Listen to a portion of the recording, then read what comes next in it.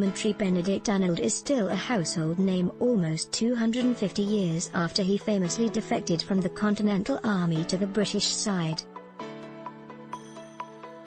There are not that many people in history who have achieved that level of fame, but the most famous general by far in American history is still George Washington. Known to the American people as the father of the nation, he was considered by the British at the time of the Revolution to be a traitor, so, history is a fickle mistress. More recently, in June of this year, some other American ex-generals wrote a controversial and public letter criticizing, and some would say undermining, the sitting president, and the actions that he was considering taking in the interests of the American people. Are they George Washington's, or Benedict Arnold's? In the early stages of the rioting and violence that erupted after the death of George Floyd, President Donald Trump signaled that the use of the military might be necessary to quell the growing unrest in many of the Democrat-controlled cities, like Minneapolis, Chicago, New York, Baltimore, Los Angeles, Seattle, and Portland. Even at that time it was clear that the violence was growing, and there appeared to be at least some level of organization to it. As Commander-in-Chief, President Trump bears ultimate responsibility for the peace and safety of the nation and its inhabitants. One of the options on the table was the use of the military to quickly bring the burgeoning violence to an end. It was exactly at that time that news came of a highly publicized letter from some retired generals strongly criticizing the president and denouncing the very idea of using military force to nip the violence and mayhem in the bud. Now, many lives and massive property destruction later, it's quite clear that those ex-generals were wrong, and the president was right. It's also quite clear that it was a bad idea for a group of disgruntled ex-generals to break with a couple hundred years of tradition and attempt to rise up against a sitting president. Here's how it happened in a bit more detail. Shortly after it became clear that the protests over the George Floyd incident were turning violent, President Trump suggested that he was inclined to use the Insurrection Act to allow military personnel to put a stop to the alarming violence that was simultaneously erupting on the streets of many cities. That 1807 Act had last been used in 1992 to quickly put an end to the rioting that occurred in the aftermath of the now infamous beating of Rodney King by Los Angeles police.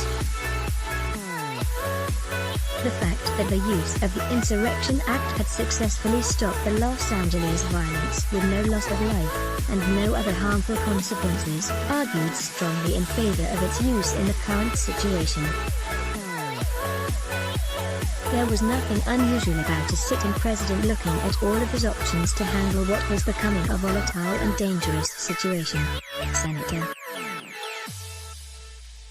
Tom Cotton, Republican Arkansas, wrote an op-ed in favor of this idea that was published in the New York Times. Then things went slightly crazy. Democrats universally condemned both the idea of the use of the military and Cotton's op-ed. A mini-revolt took place at the New York Times that resulted in the resignation of an editor and the denunciation of Cotton's op-ed. The fact that President Trump was taking the perfectly reasonable step of at least considering the use of the military to end a very real threat was being called fascist, authoritarian, and many other equally over-the-top names. The fact that this overreaction was quite insane was overlooked. Then, into this confusion, and in a highly unusual and political act, a number of retired generals inserted themselves into the picture by jointly signing a letter, PDF, denouncing the President's Insurrection Act idea, and directly criticizing the President. According to the generals, what was happening on the streets was simply peaceful protests, and by threatening to use the military to stop the violence, the President was tarnishing the military and had fanned the flames of anger within the population. These retired generals chose to have the Biden campaign publicize and exploit their letter. This very political public rebuke of the president and his plan to stop the violence by using the military had the desired effect. The military option was abandoned, and the rioting, looting, and burning not only continued but also accelerated.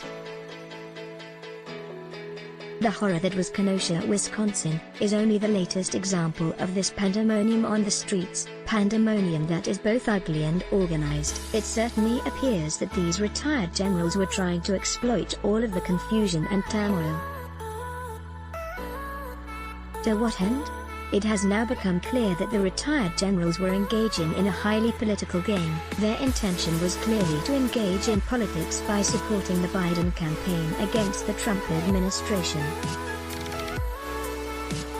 And, I repeat, it is also abundantly clear that the meddling retired generals were wrong. If Trump had been able to make use of the military, exactly as had been done successfully to end the Rodney King violence, the streets would in all probability be much more peaceful now. The shadowy forces who were both paying for and organizing the violence would probably be locked up, and Americans could feel safe in their own cities. But were these retired generals attempting to do more than criticize a sitting president and a plan that he was considering?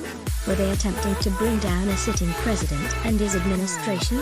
At some point, the anarchy that now prevails on the streets of Democrat-run cities will come to an end. When it does, some hard questions must be asked.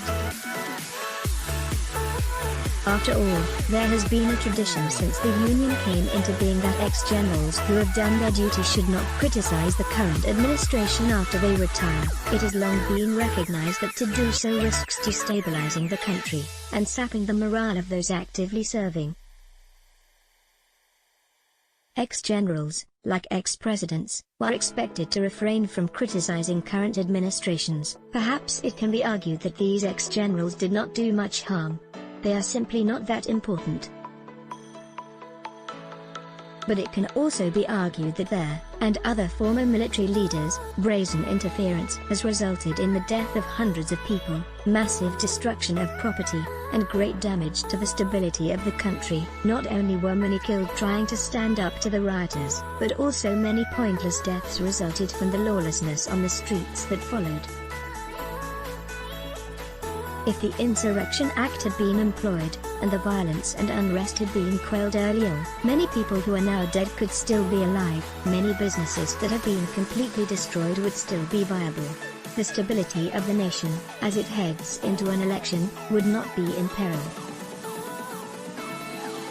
So, the question will be, are these superannuated military people just a group of well-intentioned seniors trying to help, or are they meddlers who must be held to account? And henceforth should there be legislation codifying the entirely sensible tradition that superannuated ex-generals should not be allowed to interfere in the running of the country? So, are these retired generals George Washingtons or Benedict Arnolds? Brian Giesbrecht is a retired judge and a senior fellow with the Frontier Center for Public Policy. Views expressed in this article are the opinions of the author and do not necessarily reflect the views of the Epoch Times. Let's block ads.